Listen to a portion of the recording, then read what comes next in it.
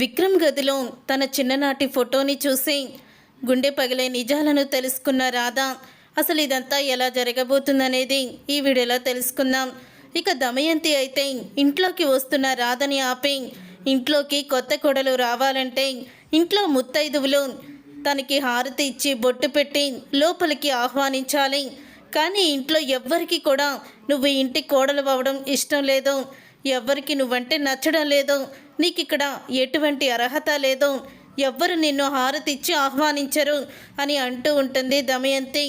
అప్పుడే ఇక విక్రమ్ అయితే లోపలికి వెళ్ళి దేవుని మందిరంలో ఉన్న హారతి కుంకుమ అన్నీ కూడా తీసుకొస్తాడు.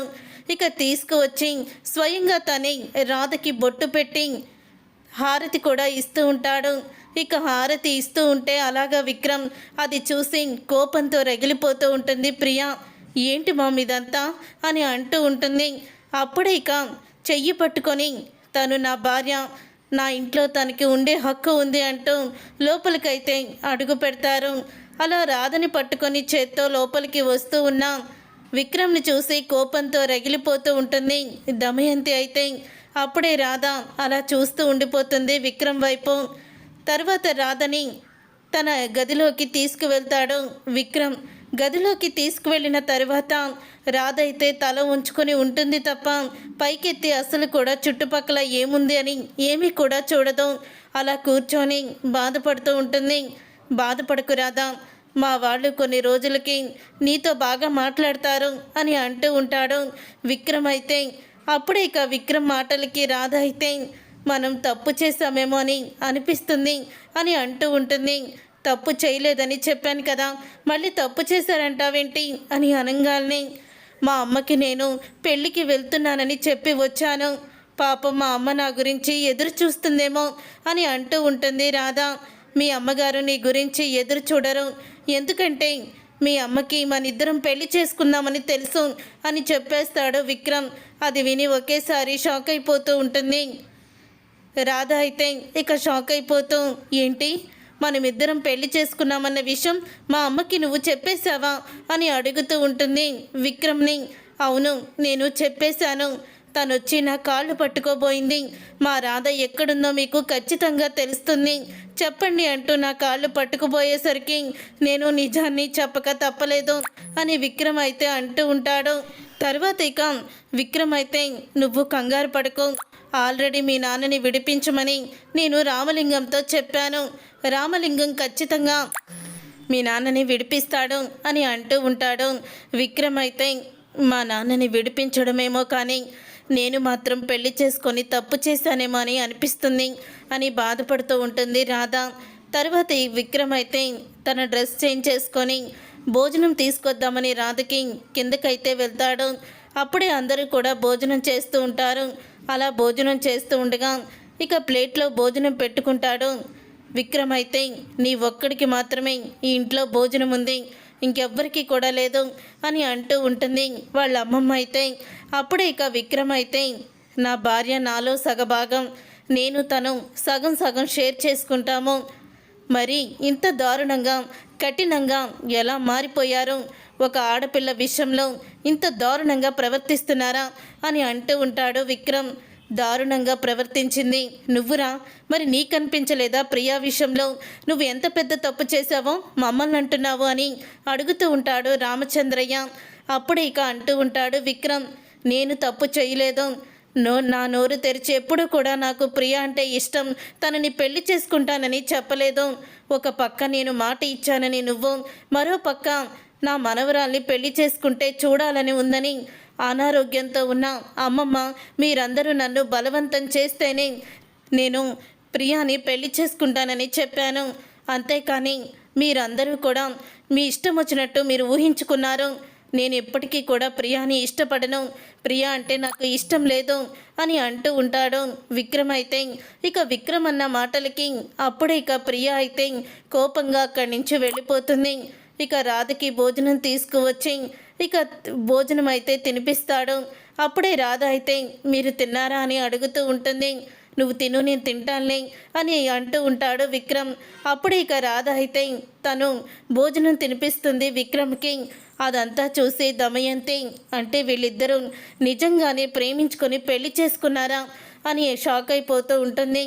తర్వాత ఇక పద్మం అయితే వెంటనే సీనయ్య దగ్గరికి అయితే వెళ్తుంది.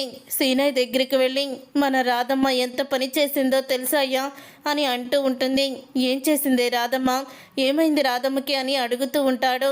సీనయ్య, ఏమంటావేంటయ్యా, ఆ విక్రమ్ సార్ని పెళ్లి చేసుకుంది అని చెప్పగానే ఏంటి నువ్వు చెప్పేది పద్దాలు అని అంటూ ఉంటాడు.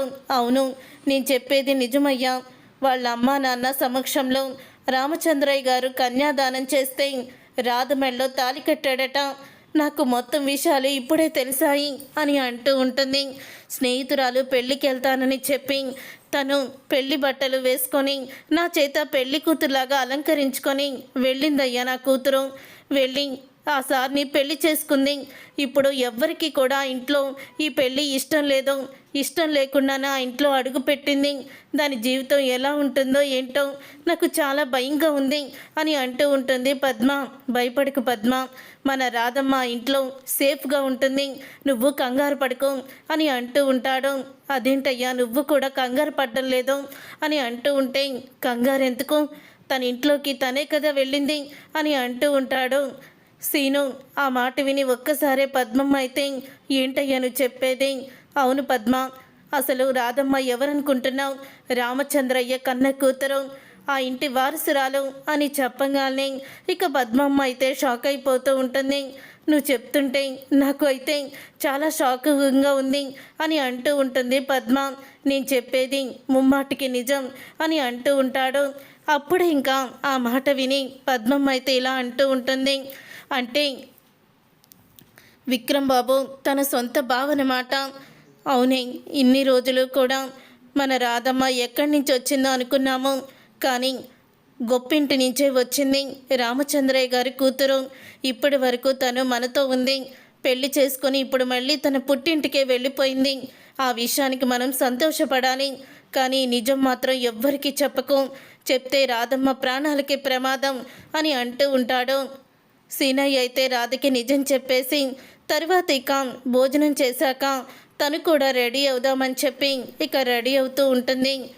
రాధ అయితే నీకోసం ఈ చీరలు తీసుకొచ్చాను, కట్టుకో రాధా అని నార్మల్ చీరలను అయితే ఇస్తాడు.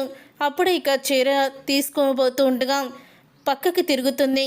అలా పక్కకి తిరగానే గోడ మీద తన చిన్ననాటి ఫోటో అయితే కనపడుతుంది. రాధకి ఆ చిన్ననాటి ఫోటోని చూసి షాక్ అయిపోతూ ఉంటుంది రాధమ్మ. అప్పుడు ఇక విక్రమ్ అయితే ఏంటి, ఆ ఫోటోలో ఉన్న అమ్మాయి ఎవరు అనుకుంటున్నావా? ఆ ఫోటోలో ఉన్న అమ్మాయి ఎవరో కాదో, తను నా మరదలు చిట్టి అని అంటూ నిజాన్ని బయట పెడతాడు. తనంటే నాకు ప్రాణం, తను బ్రతికే ఉందని నాకు తెలిసింది. ఎవరో తనని తీసుకువెళ్ళి పెంచుకున్నారని నాకు ఈ మధ్య కాలంలోనే తెలిసింది.